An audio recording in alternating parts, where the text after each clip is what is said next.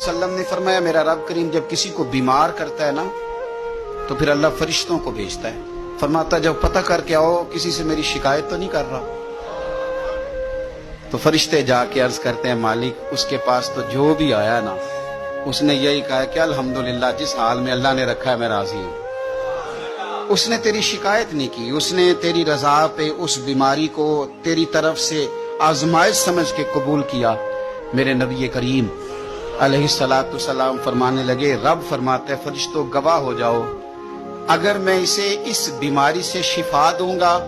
तो जो इसके पास खून है इससे बेहतर खून इसे अता करूंगा, और जो इसके पास गोश्त है इससे बेहतर इसे गोश्त अता करूंगा,